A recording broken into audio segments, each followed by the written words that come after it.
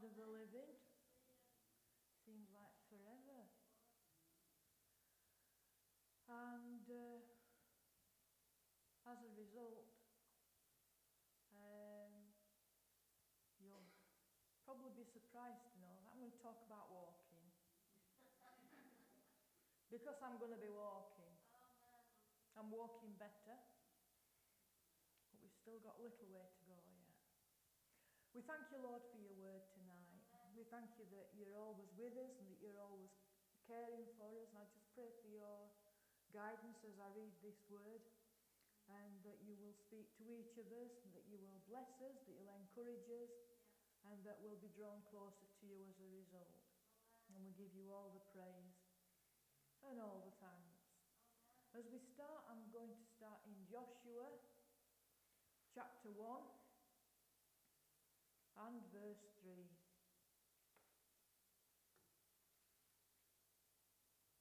Joshua chapter 1 and verse 3.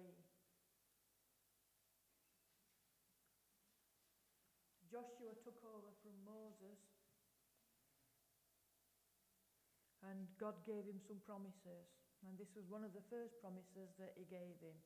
Joshua chapter 1 and verse 3. Every place that the sole of your foot shall tread upon, that have I given unto you, as I said unto Moses.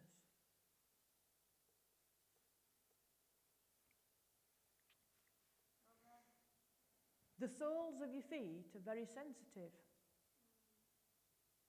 We look after our feet, don't we? Yeah. We don't like it if our feet are uncomfortable. It's nice to have good feet. It's nice to have soft feet, get some cream on. When you've got dirty feet, it's always nice to have them washed and feel clean and get your clean socks on and look after yourself. And have you noticed when you start walking around, especially if you're walking out outside without your shoes and socks on, how quick your feet get sore and hard? They respond to the harshness of the environment and very quickly become hard and scratchy and uncomfortable. But God says that everywhere that we put the soles of our feet, He's given it to us. So we need a little bit of guidance on what we're going to do. If we're going to walk comfortably, one would imagine that we're walking in the grass or on the sand. It's nice to walk on the beach, isn't it? Especially when it's a nice warm day and the tide's out or in, or whatever you takes your fancy. It's nice to walk barefoot in some environments, and it gives us some pleasure. But it's also uncomfortable to walk in other environments because it gives us ow, ow, ow, ooh, ooh, ooh, and we can't get away quick enough. Went to Venice with Ken and Pauline and Louise, the daughter, and we were on the beach, and it was lovely and hot. We were sat in the shade and we were enjoying it, and then we'd decide, well, I'm going to go and have a swim in the sea. Oh yeah, so you get from under the shade and you put your foot on the sand, burn, burn, burn. I even invested in some shoes that you can wear on the beach that you can actually swim in them as well. Because there's no way I'm going to walk on that hot sand again. But we need to be careful with our feet. We need to watch where we're walking. And there is a way to walk. If we decide that we're going to be going out, if I'm at home, 9 times out of 10 I'm walking around in my socks. Sometimes I've got my slippers on. But when I leave the house, I take the slippers off and I put appropriate footwear on for going outside. We prepare for our walk. And depending on where we're walking, depends on what sort of footwear we put on. We're going hiking, you're not going to put your stilettos on. If you're going ice skating, you need some special shoes. If you're going climbing, you need some climbing shoes. If you're playing football, you need some football boots. If you're going in the garden, you need your old scrubby old battered old shoes or a pair of wellies. We used to put in sensible footwear on for what we're going to do. When we're planning to do something, we think about what we're going to wear on our feet. It makes sense. So if you've got sense, you plan what you're going to put on your feet. And it's no different as far as God's concerned. If we go to Ephesians chapter 6 and verse 15, it gives us a little bit more information about our feet. Ephesians 6 and verse 15. And it tells us that our feet should be shod with the preparation of the gospel of peace. Feet shod with the preparation of the gospel of peace. We know that what the world needs today is peace. There's not a lot of peace around. You put the news on and you don't hear about peace. Everything is bad news, but we've got some good news. And it's the good news that we're going to address. And it's the good news that we have to be prepared to deliver. And in doing so, we know that we've actually got beautiful feet. Some people have got really, really nice feet. Some people have got feet that you wouldn't want to look at. And we've all got different types of feet. And there's a reason for that. We've all got different walks. We've all got different places to go. We've all got different things to do. But going on with this, following on from Ephesians, where we're told that we've got feet shod with the preparation of the gospel of peace, in Isaiah 52 and verse 7, Isaiah 52 verse 7, it says, "How beautiful on the mountains are the feet of him that brings good tidings, that publisheth peace, that brings good tidings of good, that publishes salvation, and that says unto Zion, thy God reigns." Our God reigns.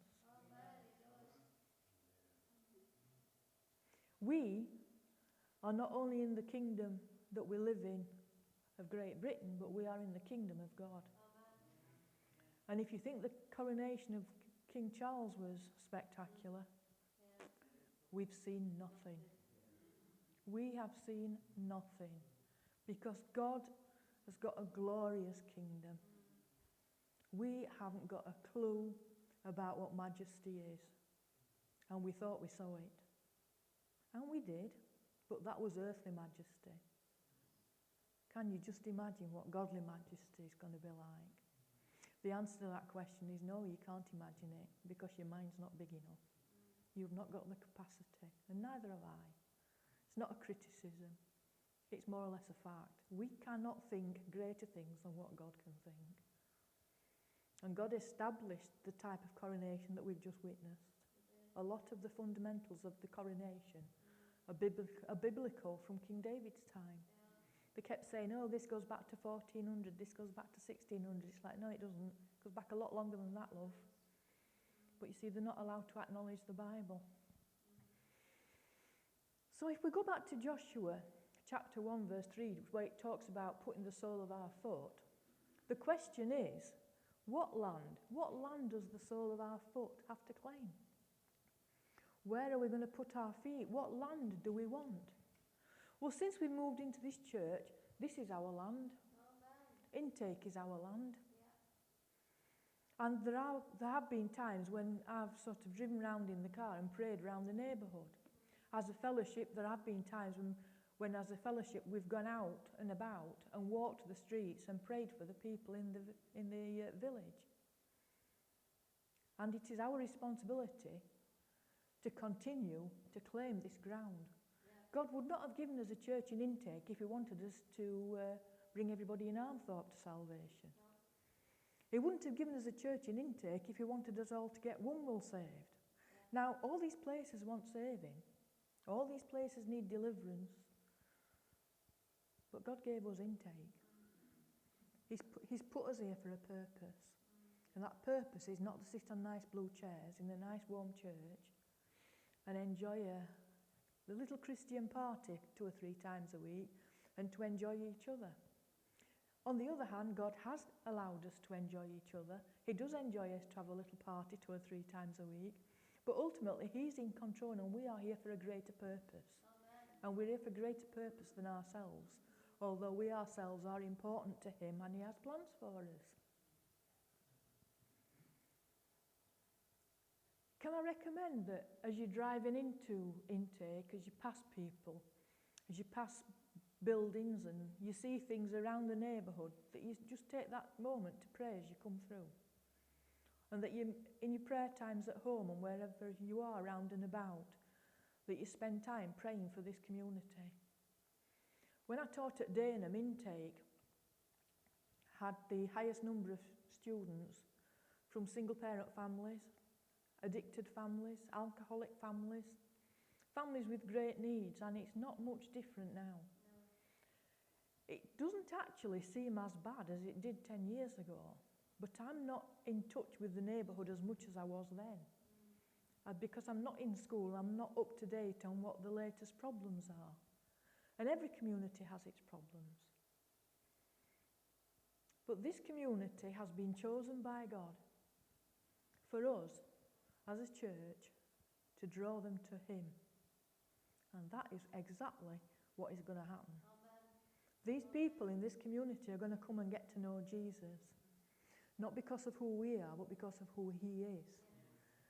Now, my next door neighbour keeps professing that she's a Christian and she's going to a church in Armthorpe. But she's taking note. When she came in yesterday, I'd got my Bible out and my notes, and I'd sat on the stool where she normally comes in and sits. And it was quite comical, really, because she came in and she sat down. And while I'm making the tea, I saw her. Natter, natter, natter. So I took longer making the tea. I thought, well, I'll give a chance to read it all. And then we were able to talk about it a little bit, because, you know, I made it obvious that I'd seen her reading it, you know. So I said, what did you think then? Are you going to come and listen to me then? I said, although having said that, you've read it now, haven't you? You don't need to. So she said, no. Then it was nice, because it actually seems as if I've got a nice neighbour that's born again. Well, I'm saying born again. I'm not sure she's born again, but she believes. And she's praying and she's reading and we talk about God. And it's nice to be able to have someone like that. And the dog loves me. Little Bella comes and loves me. You met Bella, didn't you? And, you know, it's nice to have somebody that you can talk to about the things of God. Especially when you live on your own, because you don't see anybody from one day to the next unless you go out of the house. Because the television's not much company, it's quite boring, really. But when we're planting our feet and we're planning on the land that we need to claim, we've also got a big opportunity in our own homes. We've got partners to consider. Well, I haven't, but people have got partners and families to consider depending on who lives in your home. You've got your neighbours to consider. What about where you're working? The sole of your foot is in your occupation. It's where you're working. And so, every opportunity that we've got opportunities to witness for the Lord and to explain how much he's done for us and how he blesses us. Even when you're going shopping, anywhere we go, we can witness for the Lord. And God has promised that everywhere we plant our feet, he'll give us that land. Do we want that land? We're going to want that land. If I want that land, I've got to do something about it. When I bought my bungalow and decided I wanted that land, it wasn't enough just to say to myself, I want that land. I had to make plans and go through procedures to get that land. And sometimes when you are winning souls, you've got to ask God, what is the procedure I need to do to win this person? Sometimes it's not just a case of, oh, well, I've witnessed, I've done my bit. Does God want you to do something else? Andrew's told you on Sunday the number of things that he did for me. When I became a Christian and started to walk with God, there were things that Andrew did and Grace did at that time that helped me to come in, because I'd seen enough in church and I'd seen enough about what people were doing and what they were saying and how their lives matching up to what they preach. They get up on Sunday, preach one thing, you'd be sat there thinking, you are kidding. I know how you're living, and you're telling me that. Get a life. And you see, when you're brought up in an unfortunate situation like that, it does something to you. And as he says, I watched him, and I watched Grace. And it's almost like, yeah, you just slip up. Just slip up, and you'll be just like all the rest. And happily, I've known them a number of years now. And although they're not perfect, they've not slipped up in a bad way. And that's good. And it's a testament to God. Because God keeps you. And God at that time also knew that if there were any slip-ups, it would have a knock-on effect, because I was watching. And I wasn't watching because I thought they would be successful. I was watching because I was expecting them to fail. And people are looking at us like that. They expect you to fail. If you do something right, nobody will comment. But the minute you do something wrong, I thought you were a Christian. Who cares what you think? I care what he thinks. And when I miss it, I apologise and I'm perfect again. Amen. And that's it. Don't let the world judge you. No. The world judges you by its standards. And its standards aren't great. All you have to do is listen to the way that our politicians are behaving. The government that's supposed to be above reproach, that's going to lead the country in the right way. Give me a break. If that's the right way to live, it's no wonder the country's in a mess. And it's not in a total mess, but it's in a bigger mess than we know about. They don't tell us everything. The other thing that I found interesting when I was in Joshua, I've been in Joshua a bit recently. Joshua chapter 10 and verse 24. Joshua 10 and 24.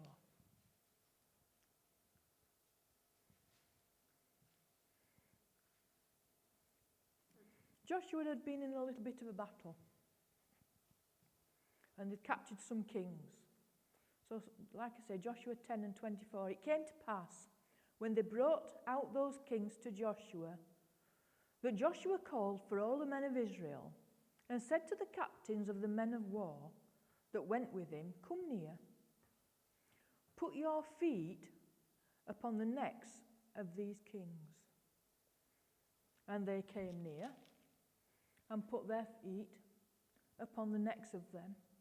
And Joshua said, fear not, nor be dismayed, be strong and of good courage, for thus shall the Lord do to all your enemies against whom you fight. Amen. Now then, in order to put your feet round somebody's neck, one would imagine that the person's got to be laid on the floor.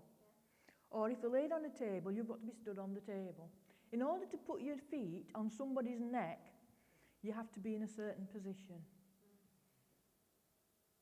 And we as Christians have got to put our feet on the devil's neck and all his little minions.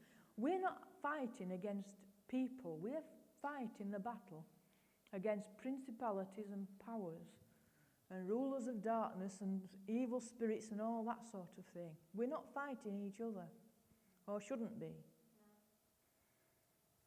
So if we're going to put our feet on the neck of our enemies, we're going to start conquering the evil. Amen. And it's the evil that is keeping the people in bondage. It's not enough to claim the land. We need to get the soles of our feet on the land, but we also need to get our feet on the devil's neck. Let him know his place. He thinks he's so clever, but the stupid fool wasn't clever enough to realise that his pride brought him out of God's kingdom because he wanted to be it, but he weren't equipped. He didn't have the facility to take charge because he's not greater than God. And God's given us the ability to stick our feet on his neck. Exactly. And we don't need to bow and scrape and worry about what the devil said or what his little demon said or what people say that he stirred up against us, because it really doesn't matter. The bottom line is what's God said. Amen. Get your feet on the devil's neck. Get your feet on the ground that you want to claim. Sometimes it's not necessarily where you walk, but it's how you walk. And then when I was doing this, I was reminded of a scenario that Jerry Savelle once spoke about when he was talking about babies and when they're learning to walk. And babies, when they've been crawling around and then they decide they're going to get brave and they get up on the furniture and they sort of waddle about a bit and wiggle and waddle, and then they'll fall down, which is why we put nappies on them, because the padding doesn't hurt the little bums when they fall on the floor. And then they'll get back up and they'll hold onto the furniture and they'll go through the same thing, wriggling and squirming, and they fall down again. And they keep going through this procedure. And they're getting up and they're falling down. And then all of a sudden they'll get up and they'll take a couple of steps. Just a couple of steps. And Mum and Dad is like, oh, well done. Oh, wasn't that lovely? And baby's happy because he's made Mum and Dad happy. So what does he do? They get up and they do it again. And it's not many days before they start walking properly. When Daniel and Leisha was here with Joshua used to crawl around and he'd get up on the furniture. But it was only a matter of days after he took his first steps, and all of a sudden he's walking. Didn't take long. Walking is a confidence thing. When once you know how to do it, you just do it. We don't get up in the morning and not every morning, but we don't normally get up in the morning and think, oh, now then, how do I walk? I mean, while I've had an injured foot, I've had some mornings like that. But normally speaking, when we're well, when our feet are in good nick and we don't have pain in our legs or anything, we get up, we don't even think how to walk, we just get up and do it. It comes second nature to us, and that's how we should be walking in Christ. We should be walking in second nature. We shouldn't have to think about what we're doing. We should just be walking in Him. The perseverance of the baby brought success, and our perseverance in living for Him will bring us success as well. We all walk a step at a time. That's what walking is. It's just one step after another. The minute you stop taking steps, you stop walking. One would hope that you're standing or sitting down, hoping that you're not going backwards. Because if you want to go backwards, you need to turn around and walk the other way. But we're not called to go backwards, we're called to go forwards. So we'll keep this on a spiritual level. And we're going to walk forward. In order to walk forward and to stay safe, you need to look where you're going.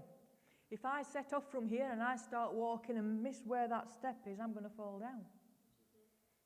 I did. But I didn't fall down because I weren't looking where I was going. And it goes for things. If you're walking in the hills or up the mountainsides or anywhere that you're walking, you need to look. Especially if you're walking on Doncaster's pavements, because there's that many potholes and cracks in the floor. You're not looking where you're going, you're going to hurt yourself. And it's the same spiritually. We need to look where we're going. We need to be careful where we're going sometimes. We need to be observant about what we're doing and where we're going. We might know the final destination, but sometimes you don't even see the final destination until you get there. If I left my house and started walking to town, or I probably should say into the city these days, shouldn't I? But if I start walking into town, I don't see town till I'm almost there. And how do I get to town? One step at a time. After I've got off the bus. One step at a time, that is how you get to your destination. Just by taking steps. And sometimes as Christians we miss it because we stop taking steps. We quit before we get where we're going. And we need to keep going. We don't stop. We only fail if we quit. Psalm 37 and verses 23 and 24 says, "The steps of a good man are ordered by the Lord, and he delighteth in his way. Though he fall, he shall not be utterly cast down, for the Lord upholdeth him with his hand. And if you know God, God's got big hands.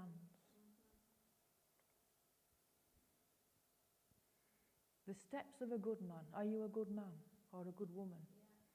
Your steps are ordered by the Lord, and he delighteth in us, and we delight in his ways. If we fall, we'll not be utterly cast down, because the Lord upholds us. It's not a case of, I've got to be this wonderful Christian and I can't fall. If I fall, that's it, it's all over. No. If you fall, it's just another opportunity to get up. I'm going back to Jerry Savelle. He tells this story about getting up and falling down and getting up and falling down. And he says, and if you fall down in the middle of the road, he says, and you just lay there screaming, what are you doing there? And I say, well, I fell. Yeah, I know you fell. Why didn't you get up? Because I fell. And he says, and if you fall down in the middle of the road, I suggest you get up quick before a bus comes and knocks you over. When you fall, it's just another opportunity to get up. And we all fall. So get up. And stop judging yourselves. Stop getting into I'm such a failure, me. Oh, I'll never make it. I'll never be any good. Oh, give over. God doesn't invest in failures. And I can prove it. God never fails. So he's not going to invest in a failure. People want success. Even in the world, your employer wants you to be successful. Because if you're successful, they're successful. People don't invest in failures. People will invest time in failures to promote them and encourage them to succeed. But if you're an employer, you don't want a failure, you want a succeeder. And an employer wants you to succeed. Sometimes, you go to work and think, oh, they're picking on me, they don't want me to do well. Rubbish. If you don't do well, their business fails. You need to do well. We need to do well when we're at work. We need to do our best. And it shows when you do your best at work. I know when I was working at a place in Rotherham, I turned up one morning and I was just normal secretary. I walked in one morning, my boss says, you'll be working for Peter later on. I goes, why? Well, managing director's secretary's quit and Peter's secretary's moved up, and so you're going to go and work for Peter. And he's like, well, how come I've got it? And he more or less says, well, come on. Who stays late when she's busy? Everybody else naps off at 5:30 and goes home.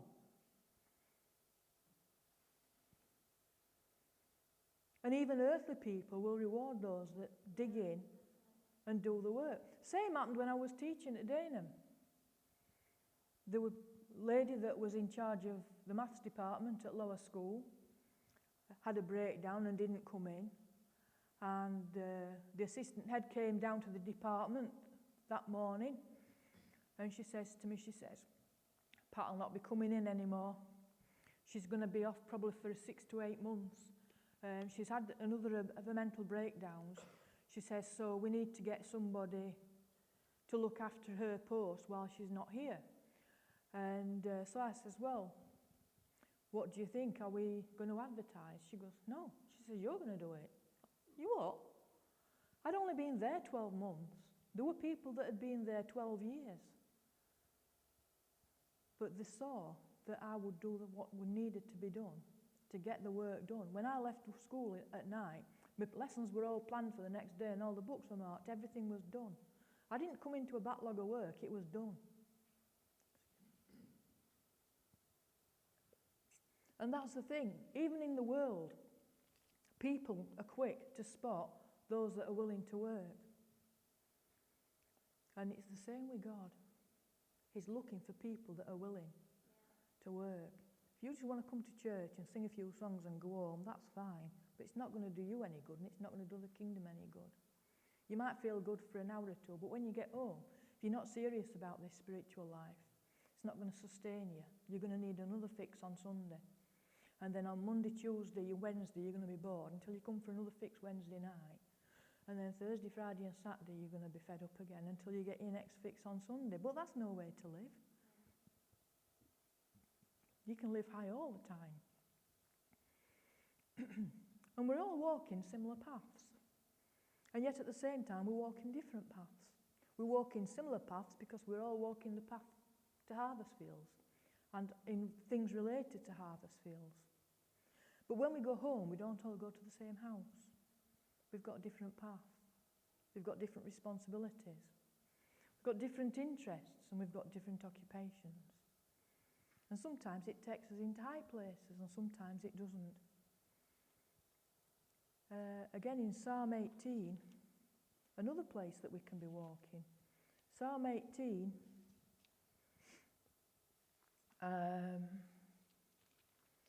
verse 32. It's God that girdeth me with strength and makes my way perfect. He makes my feet like hinds' feet and sets me upon high places. Makes your feet like hinds' feet. Have you ever seen the goats climbing up the mountains? In fact, there was something on the other night. I was watching a program and there were these goats and they were running up this mountain. It's like, dear Lord, how are these goats not falling? Yeah. And they're not only walking, they're jumping. God made my feet like that. So that you can leap and not fall. Eh? To be a bit fit to do that sort of leaping and jumping. One might argue you need 4 legs. We'll have to take Charlie with us. But it makes our feet strong and firm so that where we're going, He guards our steps. He guards the paths that we take. As you know, physically walking for me has been quite difficult and a bit painful of late. And when I went to the hospital a couple of weeks ago, he says, we've got 3 options. We can either operate, or we can give you an injection, or we can organise some physiotherapy. So I thought to myself, well, you're not operating on it, you're not giving me no stupid injection, so I guess it's physiotherapy. And then I discover that although they want me to have physiotherapy, I'm on a waiting list, and the waiting list is about 18 months long. It's like, oh dear God, I've got a better solution. I've put number 4 in. And the 4th option is God. And let me tell you, this, in fact, you've probably noticed, this last week I've been walking better. I'm not in as much pain. There's a little bit of a soreness there. But this last week, since I've declared, that it's definitely going to be God, it's almost as if God said, right, well, we're on the right lines then. You're going with me, and I'll go with you. And I don't think it's going to be very long, In fact, I've noticed the swelling's gone down so much. Some mornings when I wake up, I have to really feel to find where swelling actually is.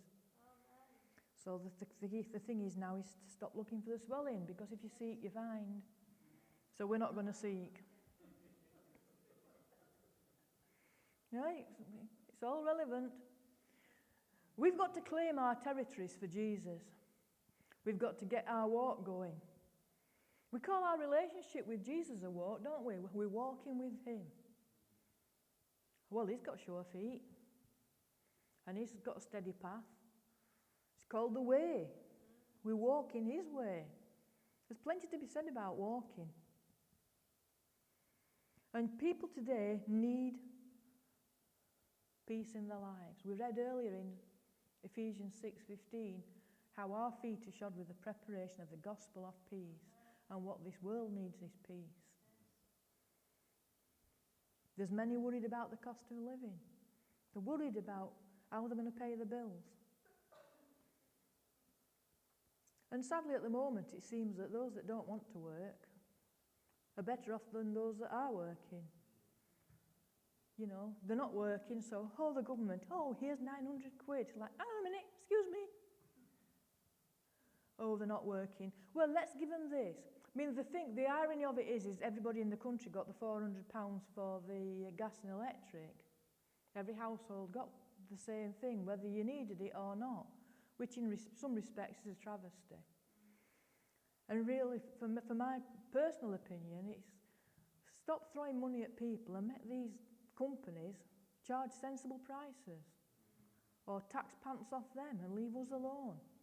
Because there's too many people at the moment, sad to say, that are just freeloading. And it's nice to get something free, but if you can afford it, pay for it. And the Bible's got a message for these people. 2 Thessalonians chapter 3, verses 10 and 11. For even when we were with you, this we commanded you, that if any would not work, neither should he eat. So if you're not going to work, don't come to the dinner table because we're not going to feed you. If you're not going to work, don't expect a food package because we're not going to feed you. If you're not going to work, don't expect. Now, there are people that genuinely cannot work. There are disabled people that genuinely cannot work. And I'm not saying we shouldn't be providing for them, we should. But there are so many people out and about that you see asking for things, begging for things, and they don't need it. We had one outside the supermarket. We used to call him Morrison's Pete, and he was begging every day. Do you remember him? And he'd stand outside and people would be coming out there, giving him a quid, buying him some pies, giving him some tins of food. And I was driving one day, and I thought, oh, there's Morrison's Pete there. And I watched him take a key out of his pocket and open his front door and went into this nice house. And I thought to myself, that's interesting. So being very loving and considerate. The next time I went to Morrison's,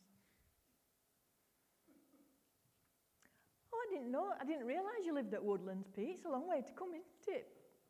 Is there no supermarket near where you live? What do you mean? I saw you when you were going home the other night. You live at Woodlands, don't you? I said, surely it'd be easier for you to go to Asda or somewhere around there rather than trail all the way here. I said, do you come on bus or do you drive in car? It's funny, within a couple of weeks, he'd disappeared. Because, of course, I told everybody that I met where he lived. Because the thing is, one of the things I can't stand is people ripping folk off. Like I said, people have got genuine needs. But if you want money, you get more money going to work than you will stood outside supermarket. But standing outside supermarket means that you don't work. But it means that lots of other people have got to work to support you. And it's good, like I said, that we help the people that are genuinely in need. But we're not called to look after the freeloaders and the lazy. We're called to look after the poor and the infirm. And the problem is, so many of these days just think it's their right just to get. But our right is to give, and give. And when you give, guess what happens? You find that you start getting. And you get in lots of different ways. Sometimes you don't get money handed to you. But you'll notice I've been sporting a new coat this last week. My expensive coat, £5. Went into the supermarket this morning, and they'd got some pretzels. Pretzels, normally £1.15 a bag, 15p. And they're not expiring until July 2024. No, I didn't. I'm not greedy. I bought 2 packets. But you see, the thing is, when God blesses you, he doesn't necessarily send a cheque through the post and gives you 100 quid. Sometimes he'll give you opportunities to pick things up for next to nothing. We speak into being that washing machine. They need a new washing machine. He's put a bid on for an expensive washing machine and he's bid a low price. We're going to call that washing machine in. We should be getting the best deals with the best people, and the best people always get the best. I think about Romania and the work that the people that we support from time to time are doing in Romania. A country where people have got next to nothing. And the church there is providing food, clothes, firewood. Whether they're Christians or not, they're providing everybody that needs. And the people there are grateful for what they're getting. They don't get the social services that we get. and people are glad for the support. And I think, about the witness to that community, the opportunities because of the way that they're delivering sustenance and blessings to the people. That speaks more than anything you can say. Yeah? So we need to look where we're going. We need to look at the path that God's set before us. And then we've got to do what that song says. There's that song, isn't there? Step by step, we're moving forward. Not backward, we're moving forward. Little by little, we're taking ground. Every step, every prayer a powerful weapon, strongholds come tumbling down. What strongholds are standing against us? What strongholds are standing against you? There's only one way for them, down. Amen. So, in closing, get these strongholds taken care of. Get your feet on the enemy's neck. If he looks up, just squash him back down again. If he climbs on your shoulder, shouldn't be up there, knock him off. Shouldn't be whispering in your ear. You shouldn't be able to hear a word that he says. And if you do hear a word that he says, my question would be, why are you listening to him? He's not your God. And claim the ground that's been stolen from us. Yeah. And let's see something happening in this community. Because God has put us here for a purpose. And it ain't just to sit on these nice blue chairs. No. Let's move forward. Let's walk the walk and get on with the job that God's called us to do.